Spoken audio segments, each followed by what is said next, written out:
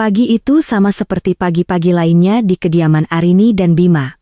Aroma kopi Arabica yang baru diseduh menguar dari dapur berbaur dengan wangi roti panggang yang diolesi selai serikaya buatan sendiri. Arini dengan daster sutra yang membalut tubuhnya bergerak lincah di antara meja marmer dan peralatan masak canggih yang berkilauan. Semua yang ada di rumah ini adalah cerminan dari kesempurnaan. Rumah 2 lantai dengan gaya minimalis modern di kawasan elit, 2 mobil Eropa yang terparkir rapi di garasi, dan taman belakang dengan kolam renang berair biru jernih yang menenangkan. Kehidupan mereka adalah impian banyak orang. Sebuah potret keluarga sukses yang sering menghiasi majalah gaya hidup.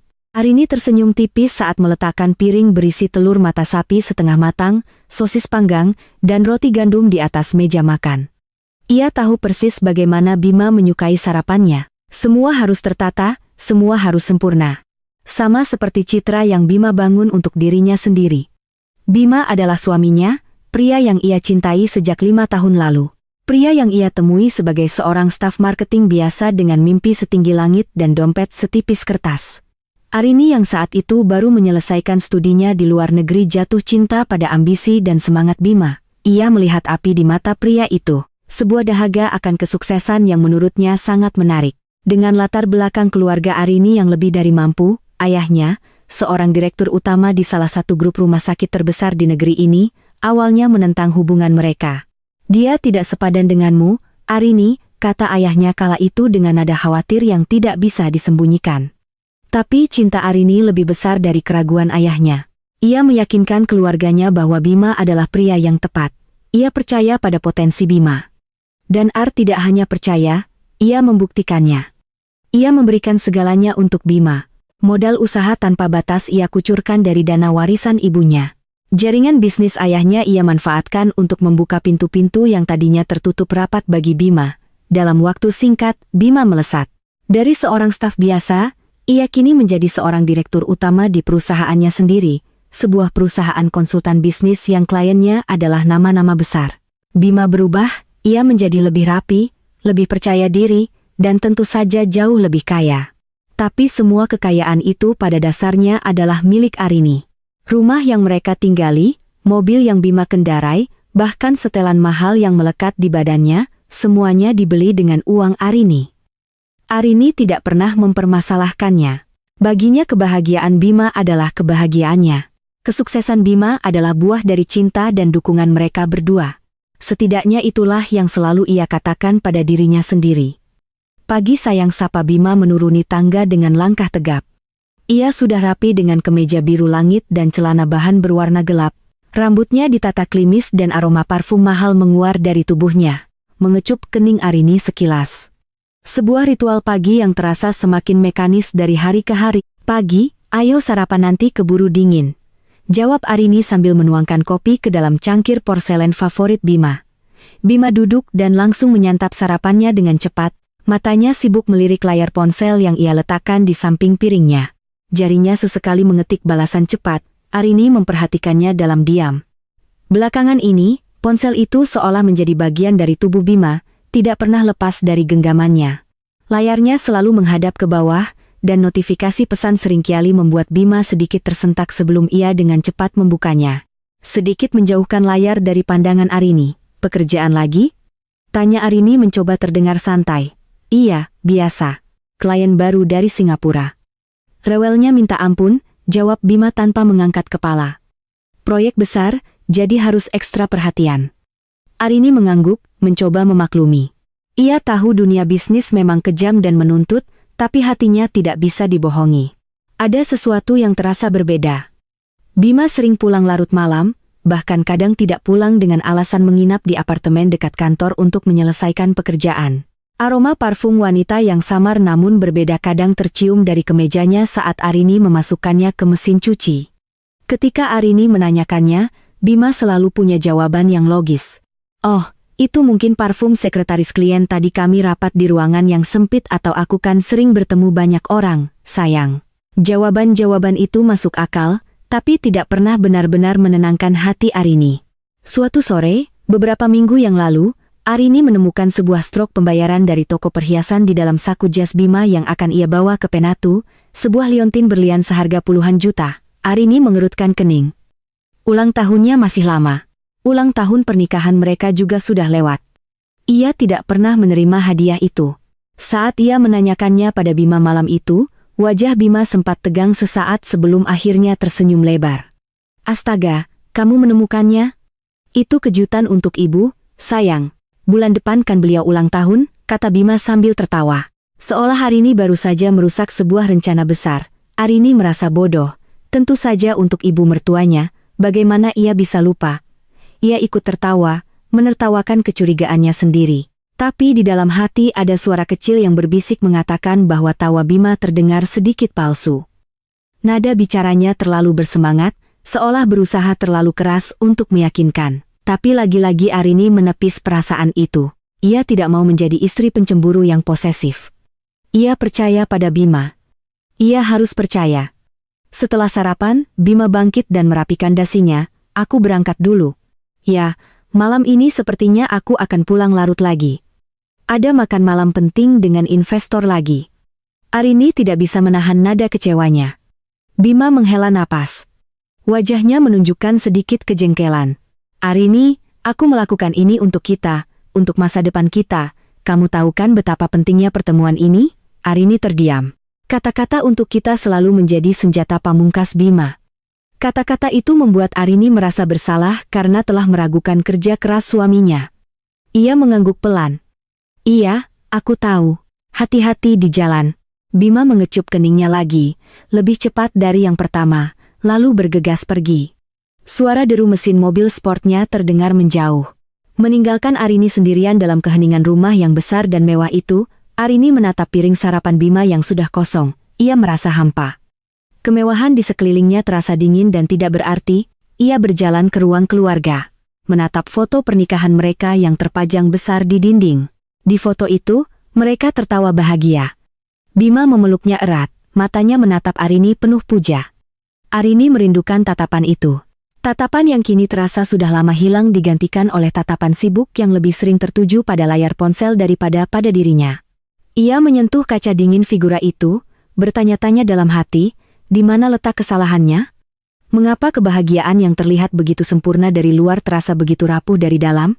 Topeng kehidupan mereka memang indah berkilauan, tapi Arini mulai merasa lelah menopangnya. Ia takut jika topeng itu retak, ia tidak akan siap melihat wajah asli di baliknya. Malah merayap turun, membawa serta hawa dingin yang menembus kaca jendela raksasa di ruang keluarga. Di luar hujan mulai turun, menciptakan irama monoton yang justru membuat suasana semakin sepi. Arini duduk di sofa empuk, memeluk bantal sambil menatap layar televisi yang menyala tanpa suara. Pikirannya tidak di sana, pikirannya melayang pada suaminya. Jam di dinding sudah menunjukkan pukul 11.00 malam. Bima berjanji akan pulang larut, tapi ini sudah lebih larut dari biasanya. Makan malam dengan investor seharusnya sudah selesai sejak beberapa jam yang lalu. Arini meraih ponselnya, membuka ruang obrolan dengan Bima. Pesan terakhir yang ia kirim 2 jam lalu menanyakan apakah semuanya baik-baik saja, hanya centang 2 berwarna abu-abu belum dibaca. Ia mencoba menelepon, panggilan pertama, kedua, ketiga, semuanya dialihkan ke kotak suara. Rasa cemas mulai menjalari hatinya. Ini tidak seperti biasanya. Sesibuk apapun Bima, ia tidak pernah mengabaikan panggilan Arini sampai selama ini. Berbagai skenario buruk mulai berkelebat di benaknya. Kecelakaan, perampokan, ia mondar-mandir di ruang keluarga.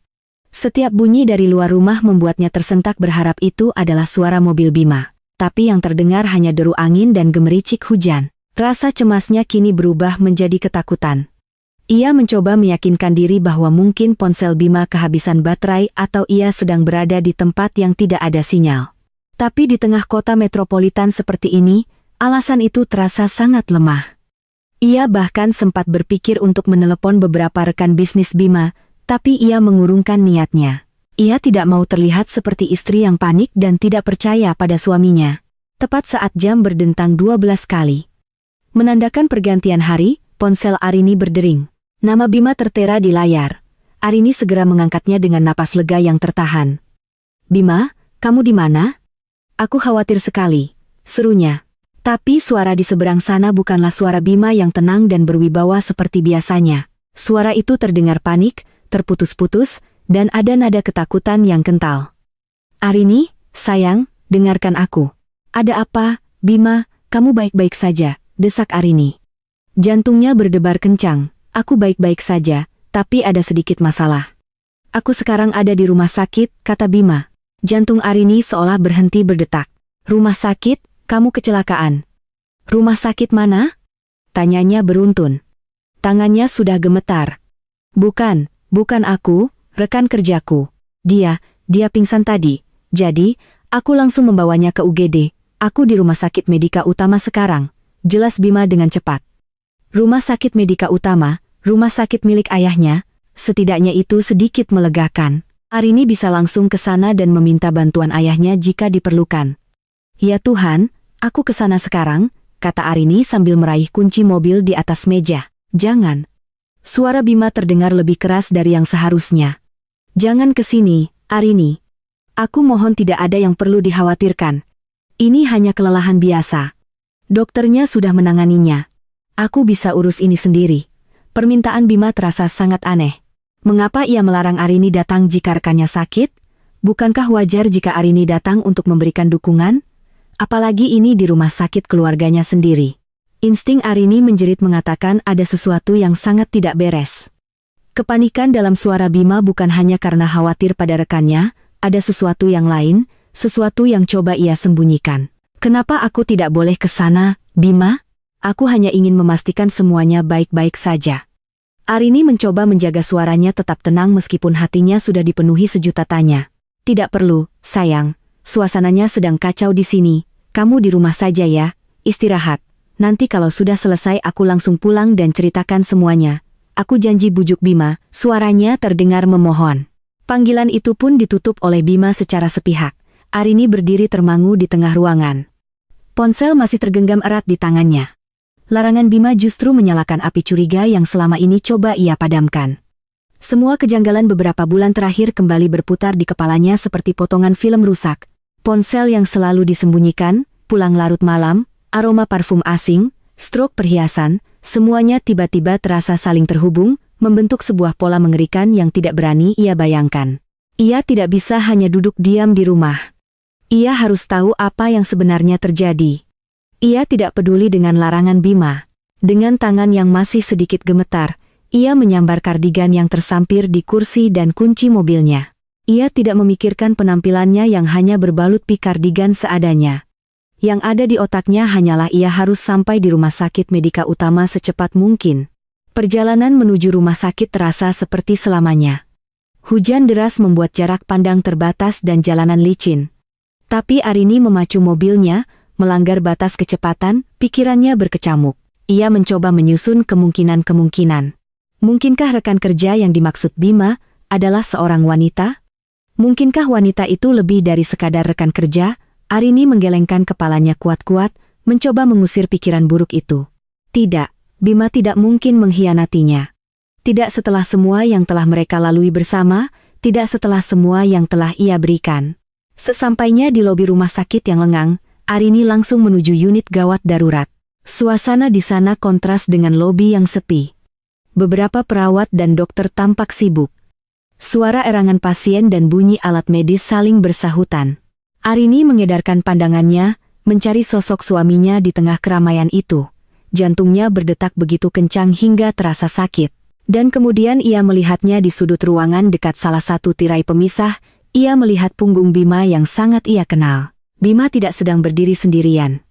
Ia sedang membungkuk memeluk seseorang yang terbaring di berangkar. Dari celah tirai yang sedikit terbuka, Arini bisa melihat sosok itu.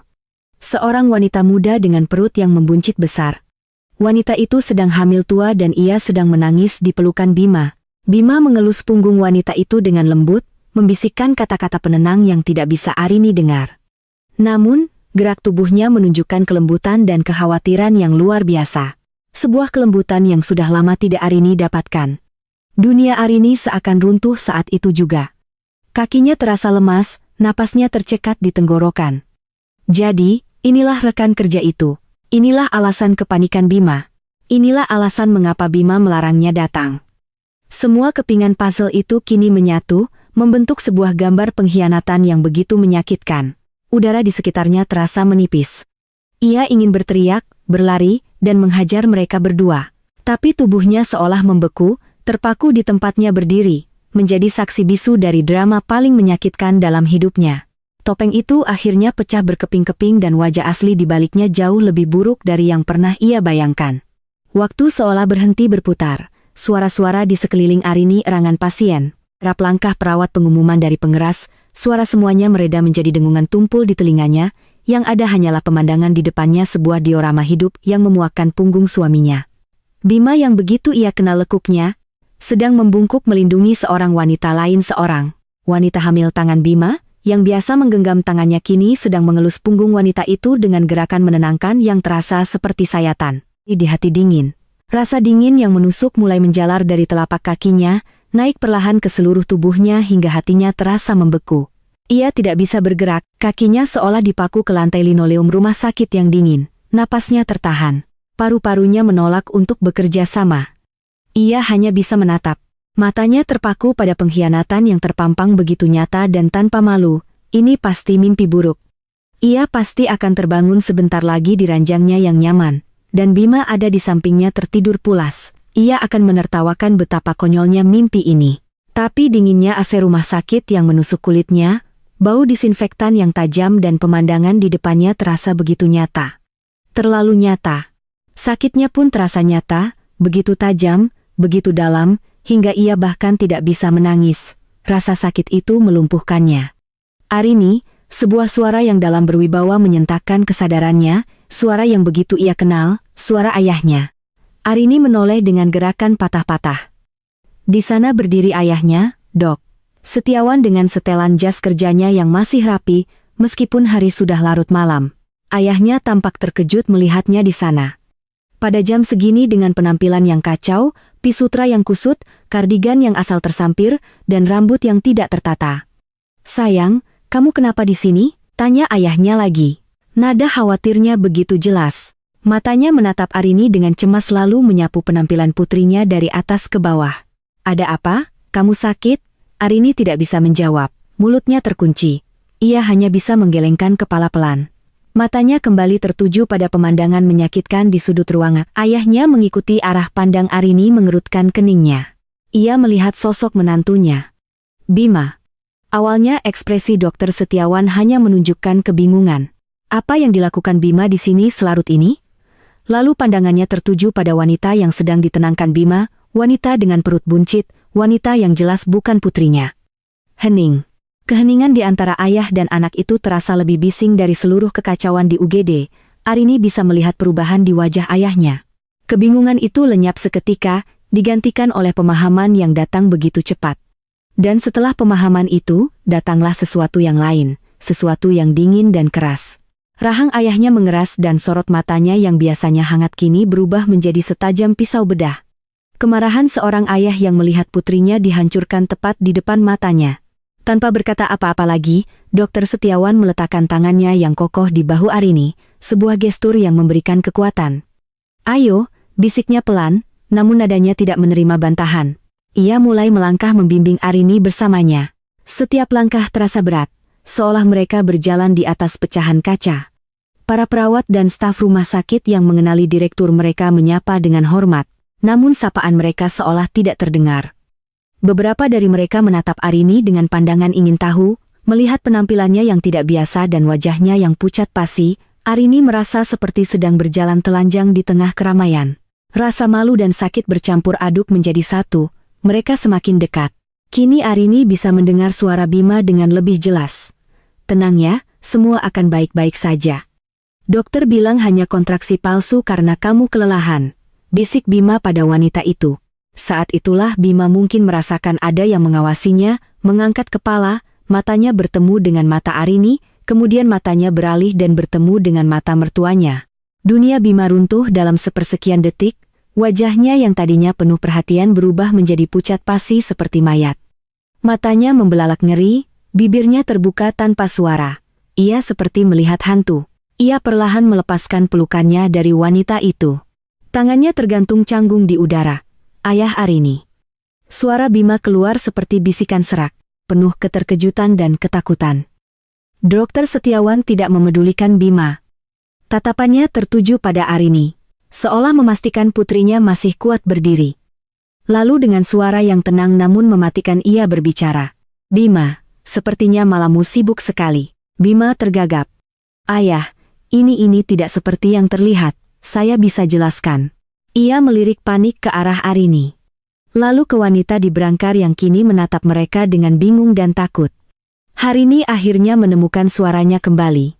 Suara itu keluar dengan serak, dingin, dan penuh racun. "Rekan kerja, Bima?" tanyanya.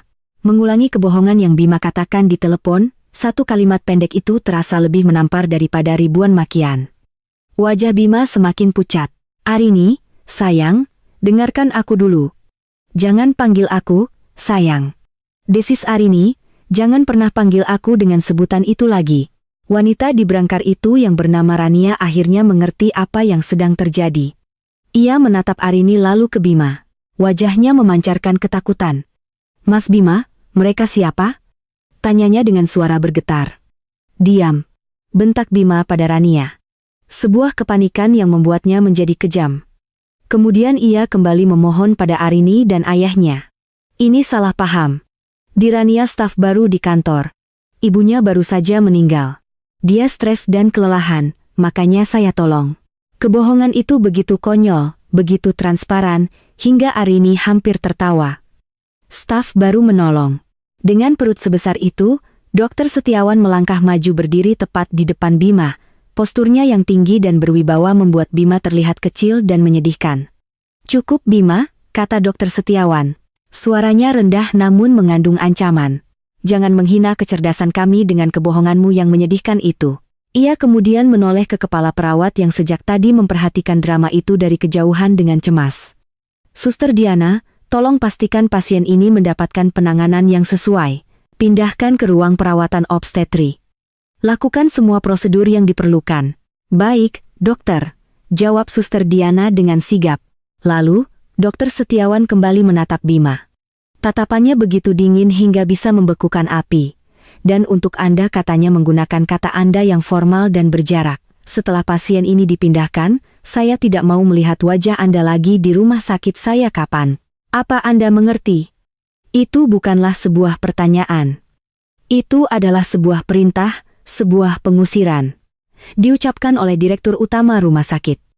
Di tengah unit gawat darurat yang ramai, beberapa pasang mata kini tertuju pada mereka. Bima dipermalukan di depan umum. Egonya yang setinggi langit diinjak-injak hingga hancur berkeping-keping. Ia hanya bisa menunduk, tidak berani menatap mertuanya, apalagi istrinya. Diawan kembali merangkul bahu Arini. "Ayo, kita pergi dari sini." Ia membimbing Arini menjauh dari pemandangan itu. Arini tidak menoleh ke belakang. Ia tidak mau melihat wajah Bima yang memelas atau wajah wanita itu yang ketakutan. Ia memfokuskan seluruh sisa kekuatannya untuk terus melangkah, meninggalkan puing-puing pernikahannya di lantai UGD yang dingin itu.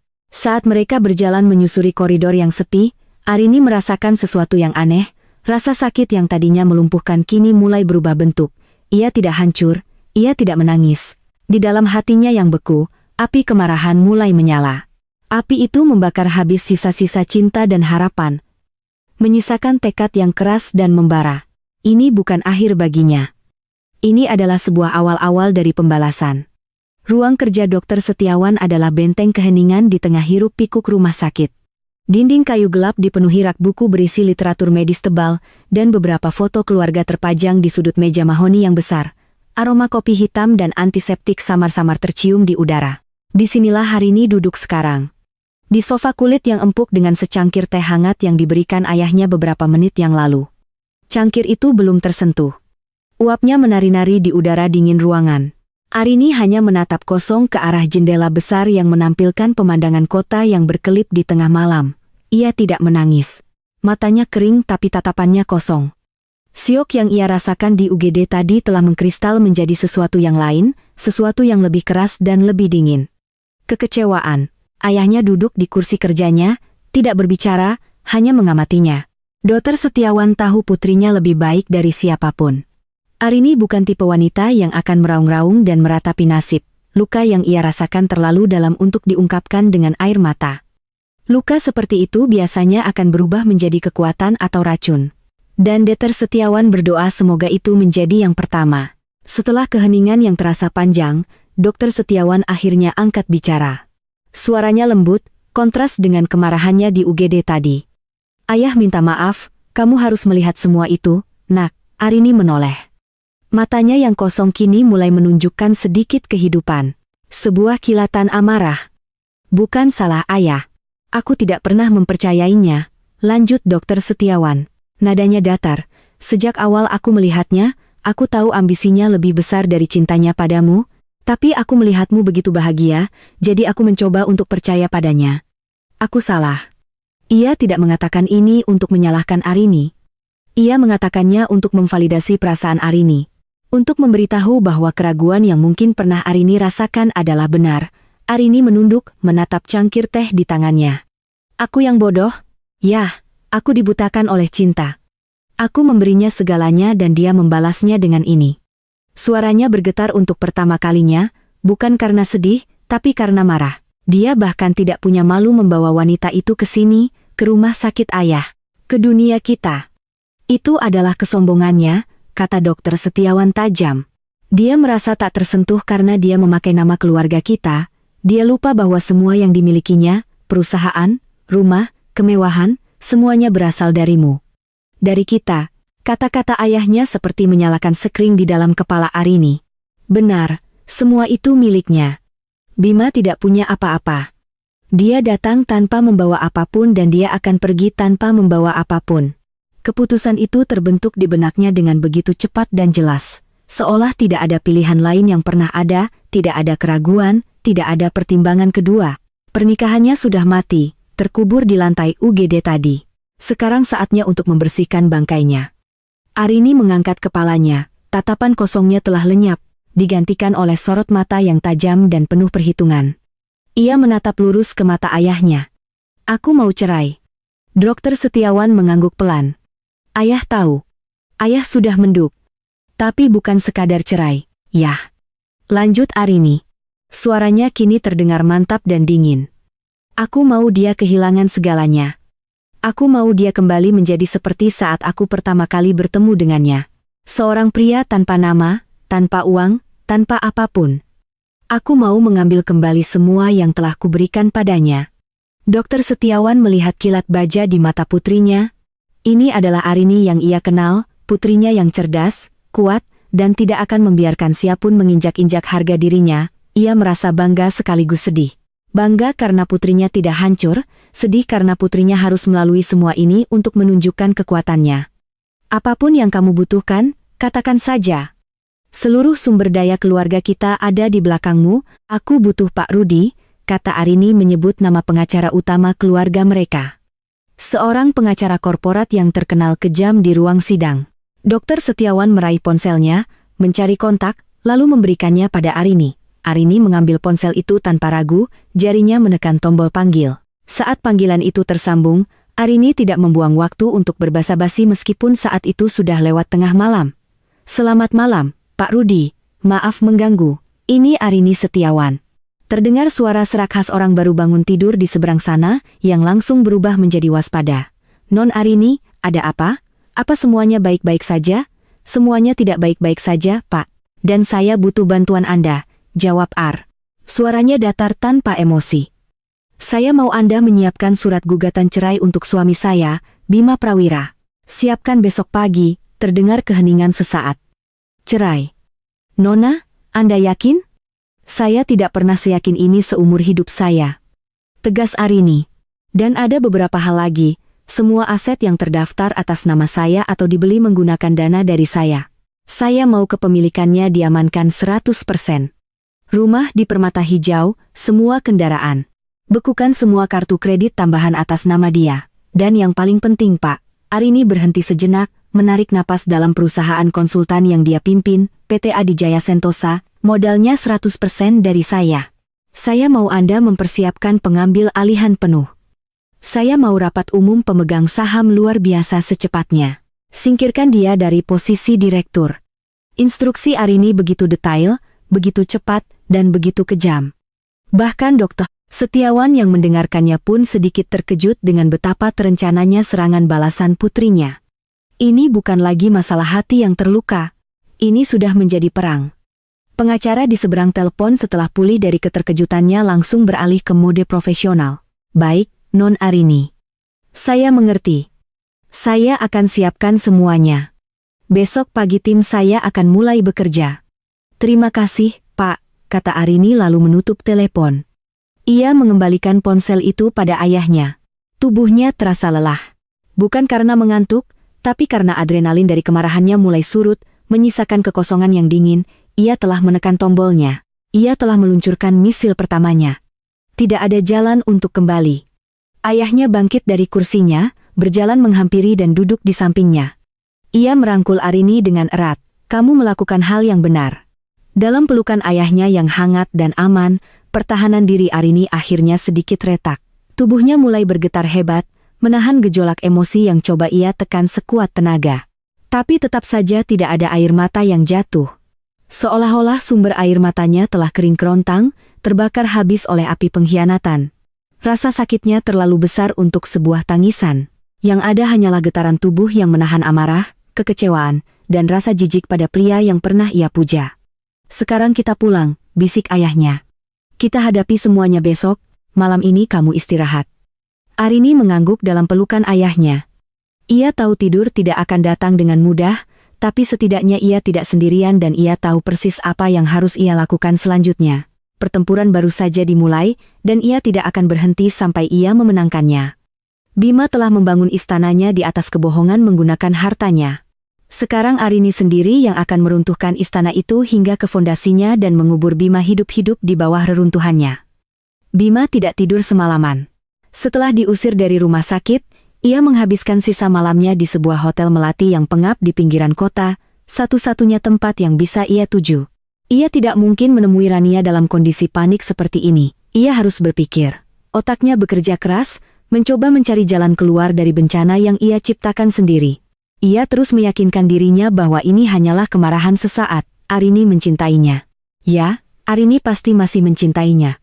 Besok pagi setelah amarah Arini dan mertuanya mereda, ia akan datang ke rumah, memohon ampun, bersujud jika perlu. Ia akan berjanji untuk meninggalkan Rania dan memperbaiki segalanya. Ia yakin Arini akan luluh. Arini selalu memaafkannya. Pagi harinya, setelah membersihkan diri seadanya, ia mencoba menelepon Arini. Panggilannya langsung ditolak. Ia mencoba lagi. Ditolak lagi. Setelah percobaan kelima, panggilannya tidak lagi tersambung, diblokir. Rasa dingin mulai merayapi punggungnya. Ia beralih menelepon telepon rumah. Tidak ada yang mengangkat. Rasa paniknya mulai memuncak. Ia harus segera ke rumah. Ia harus bicara dengan Arini sebelum semuanya terlambat. Dengan sisa kepercayaan dirinya, ia menyetop taksi dan menuju ke kompleks perumahan mewah mereka. Namun saat taksi berhenti di depan gerbang rumahnya yang megah, pemandangan yang ia lihat membuatnya tertegun. Gerbang itu tertutup rapat dan dua orang satpam berwajah keras yang tidak ia kenali berdiri di depannya. Mencoba membuka gerbang kecil di sampingnya dengan kartu aksesnya. Tapi mesin itu berbunyi penolakan. Tidak valid. Maaf, Pak, Bapak cari siapa? Tanya salah satu satpam itu dengan nada formal. Cari siapa? Ini rumah saya. Saya mau masuk, jawab Bima dengan nada tinggi. Emosinya mulai tersulut. Mohon maaf, Pak. Kami mendapat instruksi dari pemilik rumah Ibu Arini bahwa Bapak Bima Prawira tidak lagi diizinkan masuk ke properti ini, kata satpam kedua dengan tenang namun tegas. Rahang Bima mengeras, apa-apaan ini? Saya ini suaminya. Saya berhak masuk. Ia mencoba menerobos, tapi dua satpam itu dengan sigap menghalangi jalannya. Dari celah gerbang Bima bisa melihat pemandangan yang lebih mengerikan. Beberapa orang dari perusahaan jasa pindahan sedang mengangkut barang-barang keluar dari rumahnya. Bukan perabotan. Mereka mengangkut kotak-kotak berisi pakaiannya, koleksi jam tangannya, sepatu-sepatunya, semua barang pribadinya. Mereka menumpuknya dengan rapi di dekat garasi. Seolah itu adalah tumpukan sampah yang siap dibuang. Arini, keluar. Kita perlu bicara, teriak Bima sekuat tenaga mengabaikan tatapan aneh dari beberapa tetangga yang kebetulan lewat. Tapi yang keluar bukanlah Arini. Yang keluar adalah seorang pria berpenampilan necis yang ia kenal sebagai salah satu asisten Pak Rudi, pengacara keluarga Setiawan. Pria itu membawa sebuah map coklat tebal. Selamat pagi, Pak Bima. Sapanya dengan nada dingin. Saya di sini untuk menyerahkan ini. Ia menyodorkan map itu pada Bima. Ini adalah surat gugatan cerai dari Ibu Arini beserta surat perintah pengosongan aset pribadi. Semua barang Anda sudah kami siapkan, silakan Anda bawa. Bima menatap map itu dengan nanar. Tangannya gemetar. Cerai. Kata itu menghantamnya seperti palu godam. Jadi ini bukan hanya kemarahan sesaat, ini adalah akhir. Semua terjadi begitu cepat, begitu terorganisir, begitu kejam. Ia merasa seperti sedang menghadapi sebuah mesin penghancur yang tidak bisa dihentikan. Merasa putus asa dan dipermalukan, Bima meninggalkan rumah itu. Ia harus ke kantor. Setidaknya di sana ia masih punya kuasa. Ia masih seorang direktur utama. Ia akan menggunakan uang perusahaan jika perlu. Dengan sisa uang tunai di dompetnya, ia naik taksi lain menuju gedung perkantoran mewah di pusat kota tempat PT Adijaya Sentosa berada. Menara yang menjadi simbol kesuksesannya. Ia melangkah masuk ke lobi dengan angkuh, mencoba mempertahankan sisa-sisa wibawanya. Namun saat ia menempelkan kartu aksesnya di pintu elektronik menuju lift eksekutif, lampu merah menyala disertai bunyi penolakan. Akses ditolak.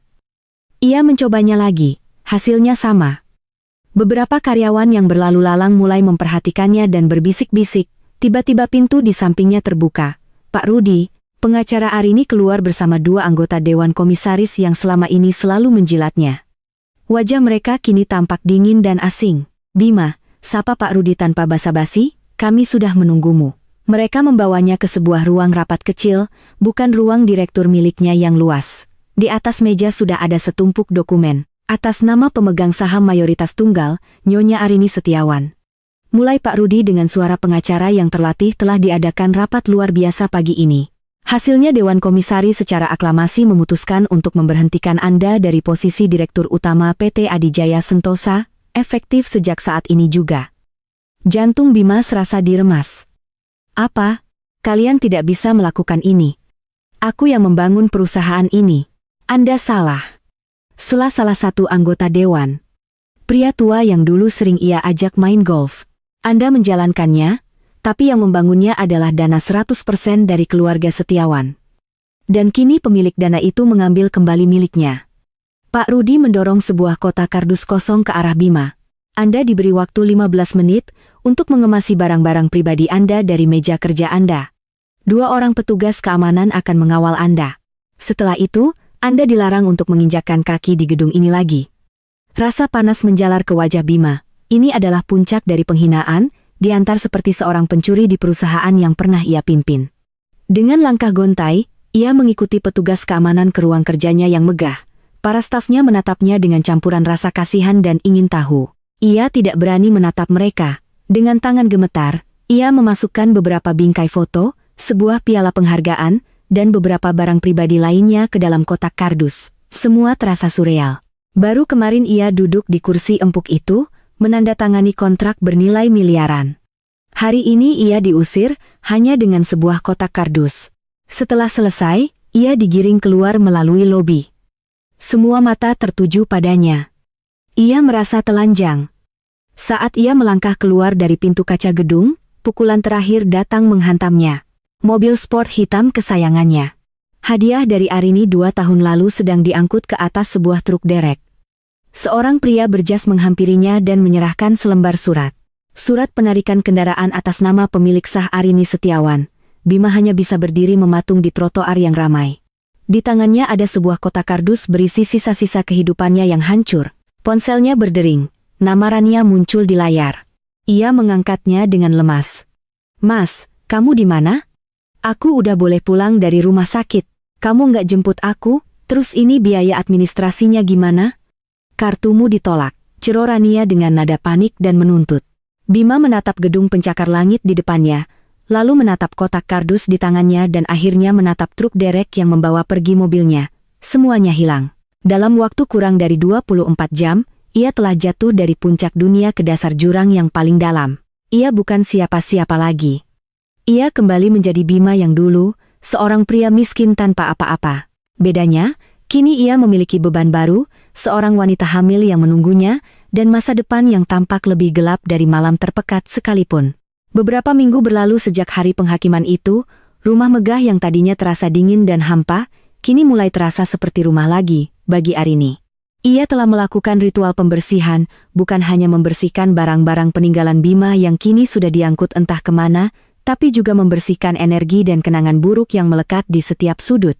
Ia menyewa desainer interior untuk mengubah total tata letak ruang keluarga dan kamar tidur utama. Warna-warna kat diganti dari abu-abu maskulin menjadi krem dan putih yang lebih hangat. Sofa kulit yang berat digantikan dengan sofa kain yang nyaman. Ia ingin menghapus jejak Bima dari kehidupannya, dimulai dari ruang pribadinya. Setiap hari ia akan membuka semua jendela, membiarkan udara segar dan sinar matahari masuk. Seolah sedang mengusir sisa-sisa kegelapan masa lalunya. Kemarahannya belum sepenuhnya padam. Sesekali saat ia sendirian di malam hari, rasa sakit dan pengkhianatan itu masih terasa menusuk. Tapi Arini menolak untuk tenggelam di dalamnya. Ia mengubah kemarahan itu menjadi bahan bakar untuk memulai kembali hidupnya. Untuk membuktikan pada dirinya sendiri dan pada dunia bahwa ia lebih dari sekadar istri yang teraniaya. Ia adalah Arini Setiawan dan ia akan membangun kembali dunianya sendiri. Untuk menyibukkan diri, ia kembali aktif di Yayasan Setiawan Harapan. Yayasan amal milik keluarganya yang berfokus pada kesehatan anak-anak kurang mampu. Pekerjaan yang sempat ia tinggalkan karena terlalu sibuk mendukung karir Bima. Kini ia mencurahkan seluruh waktu dan tenaganya di sana. Ia turun langsung ke lapangan mengunjungi panti asuhan, dan mengawasi program bantuan di bangsal anak Rumah Sakit Medika Utama. Melihat senyum anak-anak yang ia bantu memberikan ketenangan yang tidak pernah ia dapatkan dari kemewahan materi, ia menemukan kembali tujuan hidupnya. Sesuatu yang murni miliknya tidak tersentuh oleh kebohongan Bima. Suatu siang, setelah rapat evaluasi program di rumah sakit, ayahnya mengajaknya makan siang di sebuah kafe kecil yang tenang di dalam kompleks rumah sakit. "Kamu terlihat lebih baik, Nak," kata Dokter Setiawan sambil tersenyum tulus. "Ada cahaya lagi di matamu." Arini tersenyum kecil. "Aku merasa lebih baik." Yah, sibuk ternyata obat yang paling manjur. Saat mereka sedang berbincang, seorang pria berjas dokter putih menghampiri meja mereka. "Selamat siang, Dokter Setiawan, Arini." Arini menoleh. Itu adalah Dr. Adrian, seorang dokter spesialis anak yang juga aktif sebagai konsultan di yayasan mereka. Arini sudah mengenalnya selama beberapa tahun sebagai kolega ayahnya, tapi mereka tidak pernah benar-benar akrab. Dr. Adrian adalah pria yang tenang dengan senyum ramah dan sorot mata yang teduh.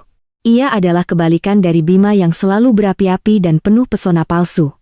"Adrian, kebetulan sekali. Ayo bergabung dengan kami," ajak ayahnya. Dr. Adrian pun duduk bersama mereka. Berbeda dengan pria lain yang mungkin akan canggung atau mencoba menghiburnya dengan kata-kata klise. Adrian bersikap sangat normal. Ia tidak menyinggung sama sekali tentang perceraian Arini. Sebaliknya, ia justru membahas pekerjaannya dengan penuh semangat. "Arini, saya baru baca proposalmu tentang program dukungan psikologis untuk orang tua dari anak-anak penderita kanker. Itu ide yang brilian," katanya dengan tulus. "Selama ini kita terlalu fokus pada pengobatan fisik, tapi lupa bahwa mental orang tua juga sangat berpengaruh pada proses penyembuhan anak." Arini merasa terkejut sekaligus senang. Seseorang benar-benar membaca proposalnya dengan detail dan mengapresiasinya. "Terima kasih, dokter. Saya hanya merasa itu adalah bagian yang hilang dari program kita." Perbincangan mereka mengalir dengan lancar. Adrian berbicara tentang beberapa pasien kecilnya dengan penuh kasih sayang, menceritakan kisah-kisah lucu dan mengharukan dari bangsal anak. Ia mendengarkan dengan penuh perhatian saat Arini menjelaskan ide-idenya untuk yayasan. Untuk pertama kalinya setelah sekian lama, Arini merasa terlibat dalam sebuah percakapan yang setara di mana opininya dihargai. Ayahnya lebih banyak diam, hanya tersenyum melihat interaksi mereka. Sejak makan siang itu, interaksi Arini dan Adrian menjadi lebih sering. Terkadang mereka tidak sengaja bertemu di koridor rumah sakit dan berakhir dengan minum kopi sambil bertukar pikiran tentang pekerjaan. Adrian sering mengiriminya tautan jurnal medis atau artikel tentang filantropi yang relevan dengan pekerjaan Arini.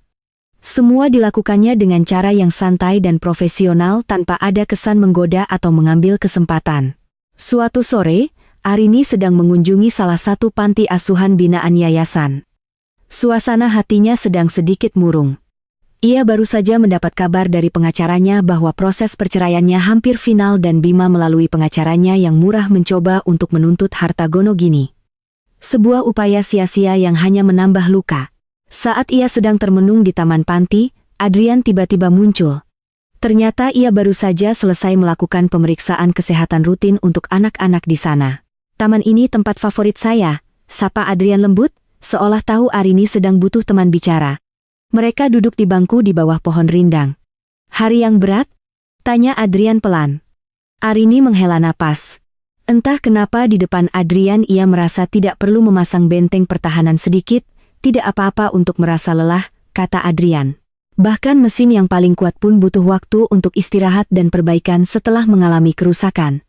Kata-katanya sederhana tapi tepat sasaran. Ia tidak mengatakan kamu harus kuat atau lupakan saja semua itu. Ia memvalidasi perasaannya. Ia mengerti. Saya hanya tidak mengerti. Bisik Arini lebih pada dirinya sendiri. Bagaimana seseorang bisa membuang begitu saja cinta dan kepercayaan yang sudah dibangun bertahun-tahun demi sesuatu yang sesaat? Adrian terdiam sejenak, menatap anak-anak yang sedang bermain di kejauhan. Terkadang orang tidak membuang sesuatu karena mereka tidak menghargainya, katanya bijak. Tapi karena mereka memang tidak pernah benar-benar memilikinya sejak awal, mereka hanya meminjamnya, memakainya untuk kepentingan diri sendiri sampai mereka menemukan mainan baru. Yang salah bukan pemberinya, Arini. Yang salah adalah peminjamnya. Kata-kata itu menohok Arini. Selama ini ia selalu menyalahkan dirinya sendiri, mencari-cari di mana letak kekurangannya.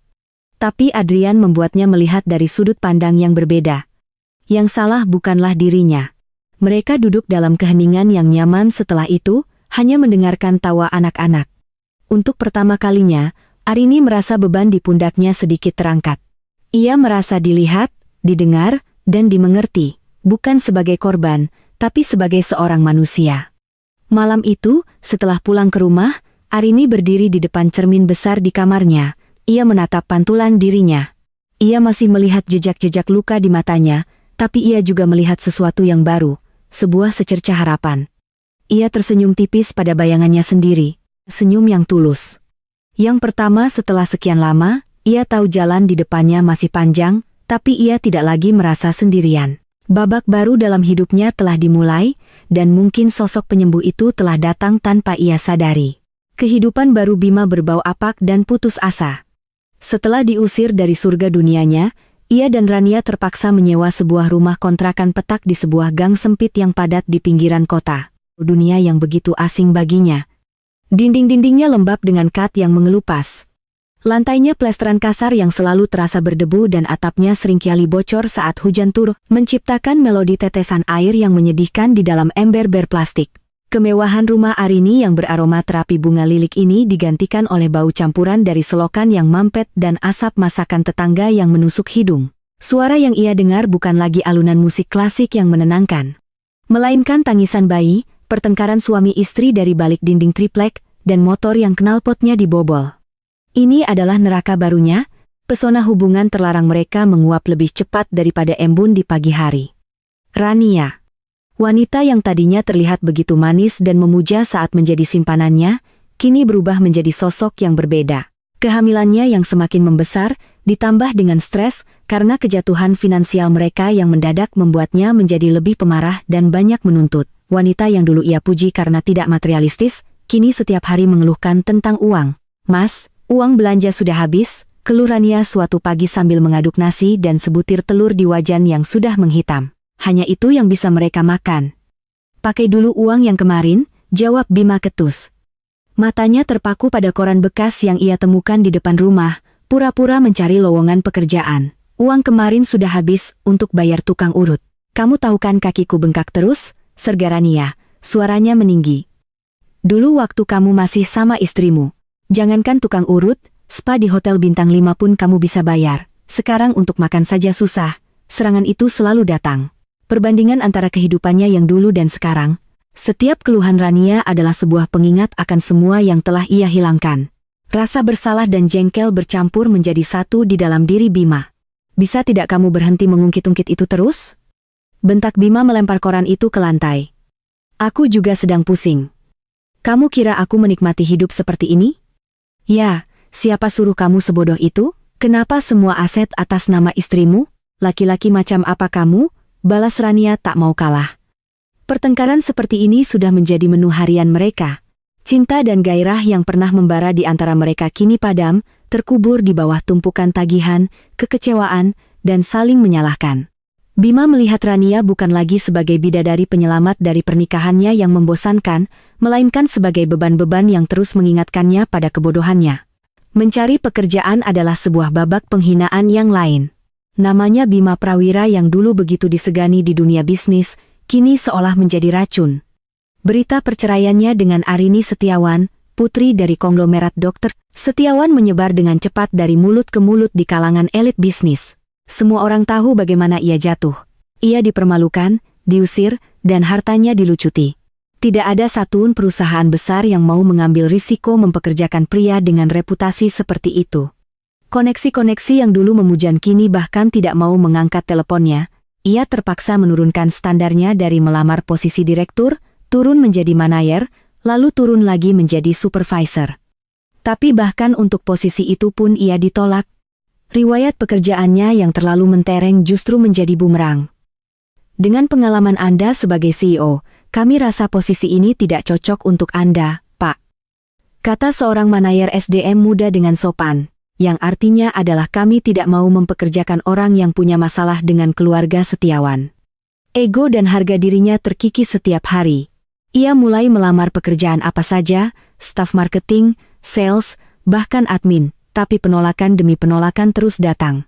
Sisa uang pesangon yang berhasil ia dapatkan sebelum benar-benar ditendang dari perusahaannya semakin menipis. Dihabiskan untuk biaya sewa kontrakan dan kebutuhan Rania yang semakin membengkak menjelang persalinan. Ia bahkan terpaksa menjual satu-satunya barang berharga yang tersisa padanya. Sebuah jam tangan mewah edisi terbatas dengan harga yang sangat murah kepada seorang tengkulak di pasar loak. Uang itu terasa membakar tangannya. Uang dari hasil menjual kenangan kejayaannya. Suatu sore saat ia berjalan gontai di sebuah pusat perbelanjaan setelah wawancara kerja yang gagal, ia berpapasan dengan salah satu mantan anak buahnya di perusahaan. Pria itu yang dulu selalu membungkuk hormat padanya, kini hanya menatapnya sekilas dengan pandangan campuran antara kaget dan kasihan berdehem, sebelum akhirnya pura-pura tidak melihat dan berjalan cepat melewatinya. Penghindaran itu terasa lebih menyakitkan daripada 1000 hinaan. Di mata dunia, ia bukan siapa-siapa lagi. Ia hanyalah cerita kegagalan. Ia pulang ke kontrakan dengan perasaan hancur. Di sana Rania sedang menangis. "Aku habis dari puskesmas," isaknya. Kata bidan, "Tekanan darahku tinggi, aku harus banyak istirahat dan makan makanan bergizi, Mas. Bagaimana mau makan bergizi kalau setiap hari kita hanya makan telur dan mie instan?" Bima hanya bisa diam bersandar di dinding yang lembab. Ia menatap perut Rania yang besar. Di dalam sana ada seorang anak, anaknya seorang anak yang akan lahir di tengah kemiskinan dan keputusasaan. Ia merasa terperangkap. Tidak ada jalan keluar. Glamor dan kesenangan dari perselingkuhannya kini menagih bayaran. Dan bayarannya ternyata adalah seluruh sisa hidupnya yang harus ia jalani di gang sempit yang pahit ini. Kontraksi itu datang di tengah malam buta. Rania terbangun dengan jeritan tertahan. Wajahnya pucat dan basah oleh keringat dingin. "Mas, perutku sakit sekali, sepertinya sudah mau lahiran," rintihnya sambil mencengkeram lengan Bima. Bima tersentak bangun. Dilanda kepanikan. Ia tidak punya mobil. Tidak ada uang untuk memesan taksi dengan argo malam yang mahal. Dengan panik, ia berlari keluar, mengetuk pintu tetangga sebelahnya, seorang supir angkot yang sering mangkal di ujung gang. Setelah dibujuk dengan sisa uang terakhir di dompetnya, pria itu akhirnya setuju untuk mengantarkan mereka ke puskesmas terdekat. Satu-satunya fasilitas kesehatan yang biayanya bisa mereka jangkau. Perjalanan di dalam angkot yang berguncang itu terasa seperti siksaan. Rania terus mengerang kesakitan. Sementara Bima hanya bisa memegang tangannya dengan perasaan campur aduk antara cemas, takut, dan entah kenapa sedikit kesal. Kelahiran ini terasa seperti puncak dari semua masalahnya. Bukan sebuah momen yang membahagiakan. Puskesmas itu sangat berbeda dari rumah sakit medika utama yang megah tempat ia terakhir kali melihat Arini. Tidak ada lobi yang dingin dan wangi. Yang ada hanyalah ruang tunggu yang sempit dan ramai dengan beberapa kipas angin berkarat yang berputar lesu di langit-langit. Bau karbol dan obat-obatan generik begitu pekat. Proses persalinan Rania berlangsung lama dan sulit. Bima hanya bisa menunggu di luar. Mendengarkan jeritan istrinya yang bersahutan dengan jeritan dari bilik-bilik persalinan lainnya. Ia merasa sendirian dan tidak berdaya. Tidak ada dokter setiawan yang bisa ia hubungi untuk meminta bantuan. Tidak ada fasilitas kelas 1 yang bisa ia andalkan. Yang ada hanyalah kenyataan pahit dari status sosialnya yang baru. Akhirnya setelah penantian yang terasa seperti selamanya, seorang bidan keluar dengan wajah lelah. "Selamat, Pak. Anaknya laki-laki, tapi lahirnya kecil. Beratnya hanya 2,2 kilogram. Harus sering disusui dan dijaga agar tidak kedinginan." Bima masuk ke dalam ruangan. Ia melihat Rania terbaring lemas, dan di sampingnya ada sesosok bayi mungil yang terbungkus kain bedong. Kulitnya sedikit keriput dan kemerahan. Saat ia menatap wajah bayi itu, ia tidak merasakan gelombang kebahagiaan seperti yang sering ia lihat di film-film. Yang ia rasakan adalah beban yang semakin berat di pundaknya. Satu lagi mulut yang harus ia beri makan, satu lagi nyawa yang bergantung padanya, sementara ia sendiri hampir tenggelam. Membawa bayi itu pulang ke kontrakan mereka yang sempit adalah awal dari babak baru penderitaan mereka. Bayi itu yang mereka beri nama Dani sering menangis. Mungkin karena lapar, mungkin karena tidak nyaman dengan udara yang panas dan pengap. Rania yang stres dan kurang gizi tidak menghasilkan cukup ASI. Mereka terpaksa membeli susu formula, tapi hanya mampu membeli yang paling murah di warung yang lebih banyak gulanya daripada gizinya. Dinding kontrakan mereka yang tipis seolah tidak ada gunanya. Setiap suara dari dalam rumah mereka menjadi konsumsi publik bagi para tetangga. Tangisan Dani yang melengking di tengah malam disusul oleh suara pertengkaran mereka berdua menjadi hiburan gratis bagi penghuni gang. Berisik sekali si bayi itu, dikasih susu makannya biar diam. Teriak seorang ibu dari rumah sebelah suatu malam. "Bagaimana mau beli susu? Bapaknya saja pengangguran." Sahut suara lain diikuti oleh tawa cekik. Cemohan itu terdengar begitu jelas. Bima dan Rania hanya bisa diam menelan hinaan itu dalam keheningan yang penuh amarah. Mereka menjadi bahan gosip utama di lingkungan itu. Pasangan, orang kaya jatuh miskin yang tidak becus mengurus anak. Seiring berjalannya waktu, kondisi Dani semakin memprihatinkan. Tubuhnya tidak berkembang seperti bayi-bayi lain seusianya. Ia terlihat kurus, kulitnya pucat, dan tangisannya terdengar lemah. Ia sering sakit-sakitan, demam dan batuk pilek seolah tidak pernah benar-benar sembuh. Setiap kali Bima menggendongnya, ia bisa merasakan tulang-tulang kecil di balik kulit tipis itu. Rasa bersalah mulai menggerogoti hatinya. Ini adalah anaknya, darah dagingnya.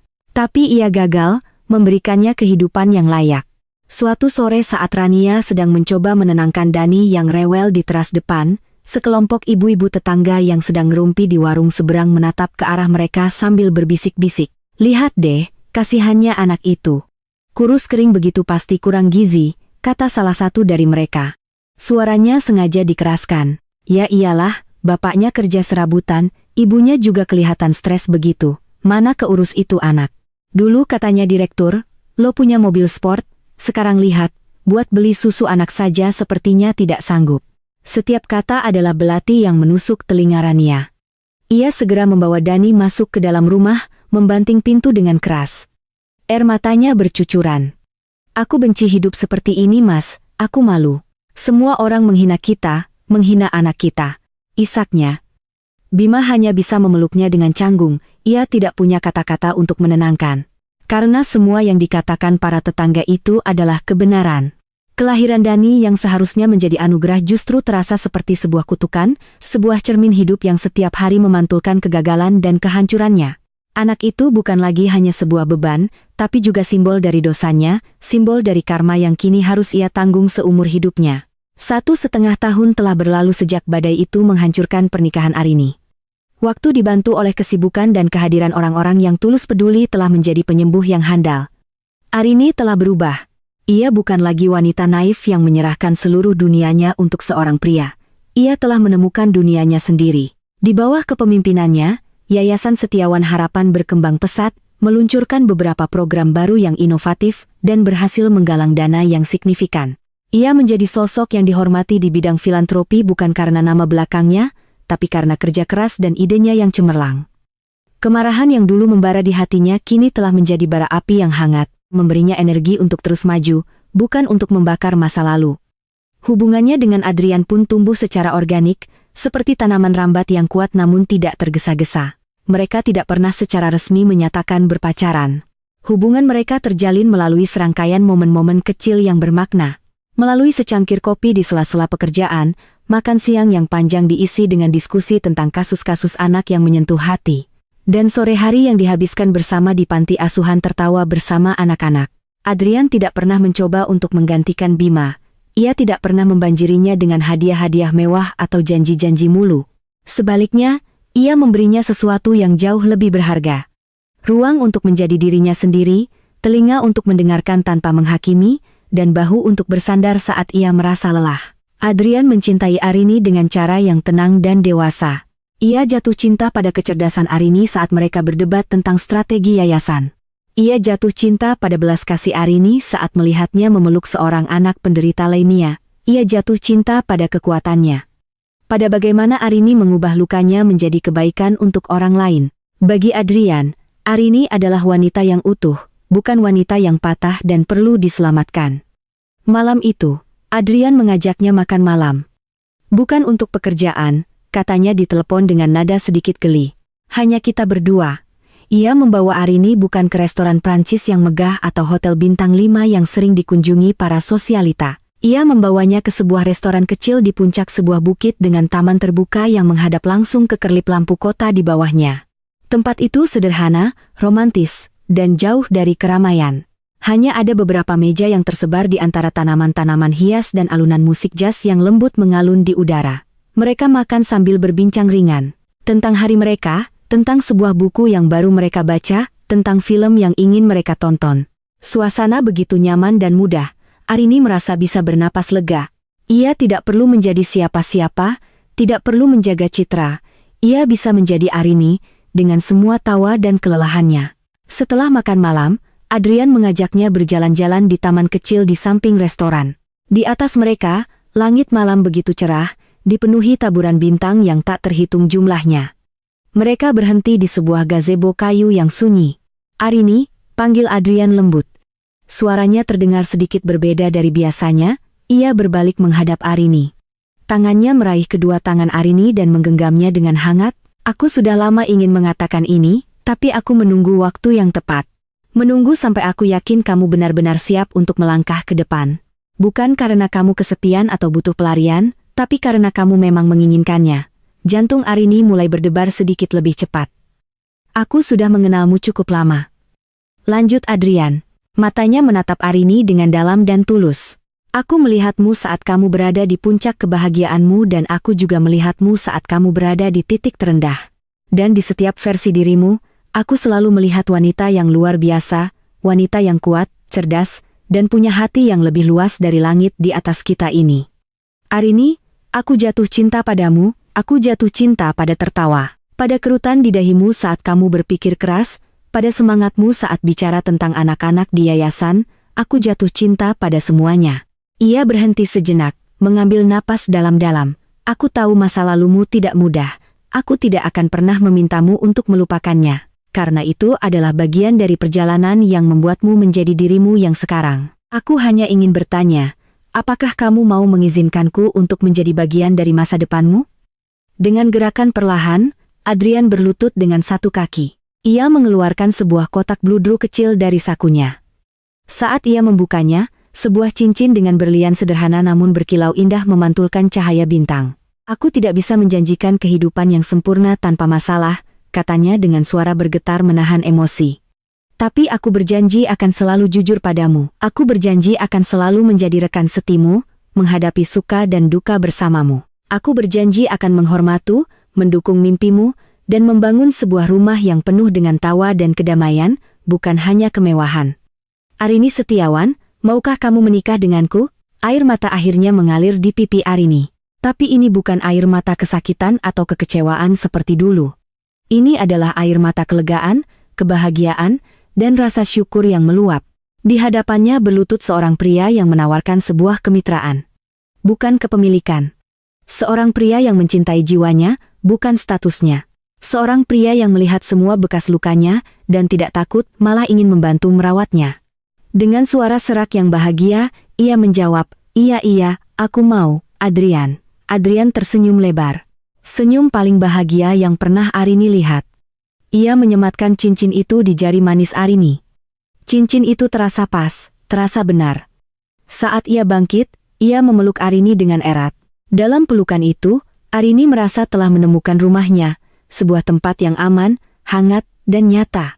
Beberapa hari kemudian, mereka memberitahu kabar bahagia itu pada Dokter Setiawan.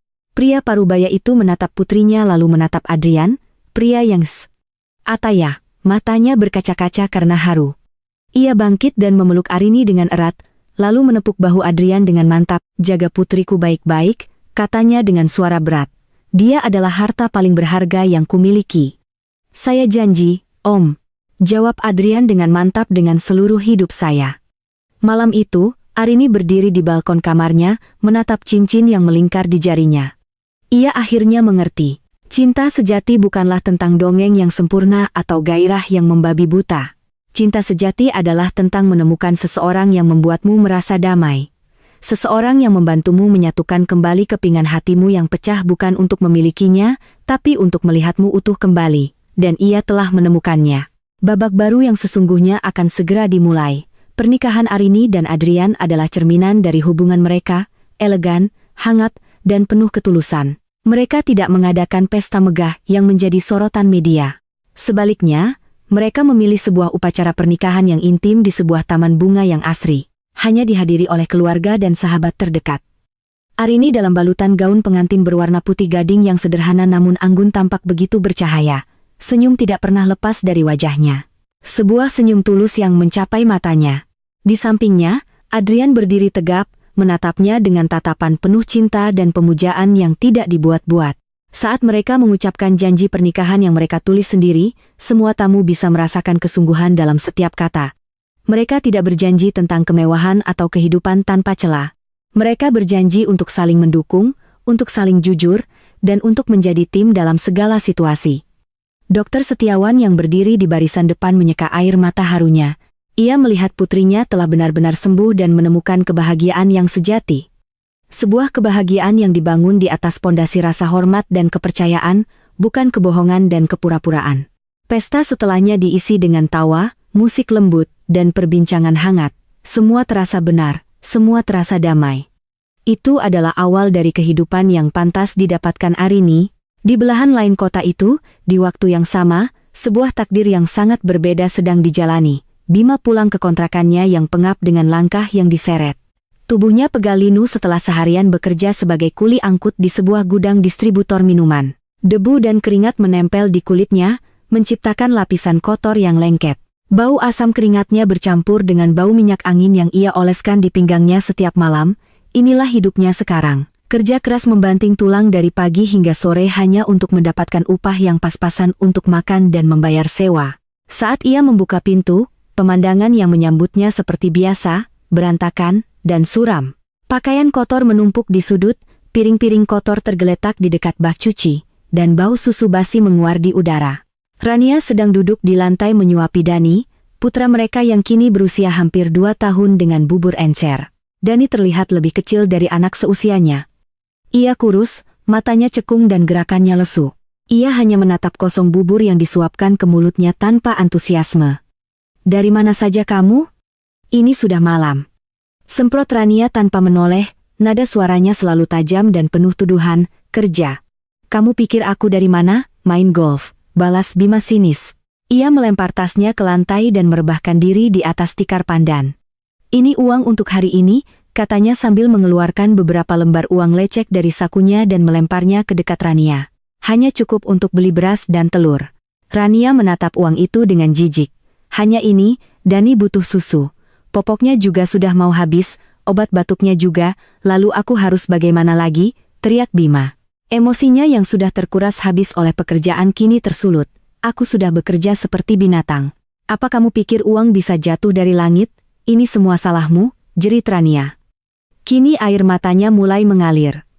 "Kalau saja kamu tidak sebodoh itu dulu, kita tidak akan hidup seperti ini. Anak kita tidak akan menderita seperti ini. Kamu laki-laki tidak berguna." Dan kamu, balas Bima bangkit duduk dengan mata menyala.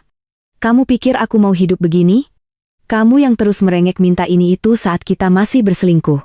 Kamu yang membuatku mengambil risiko. Kamu sama saja hanya menginginkan hartaku. Setidaknya aku tidak meninggalkanmu karena kamu tidak punya pilihan lain. Pertengkaran mereka semakin menjadi-jadi. Suara mereka saling membentak, memenuhi ruangan sempit itu dengan racun kebencian dan penyesalan. Dani yang ketakutan mulai menangis. Tangisannya terdengar lemah dan menyedihkan. Tiba-tiba dinding triple kontrakan mereka digedor dengan keras dari sebelah. Woi, berisik. Bisa diam tidak?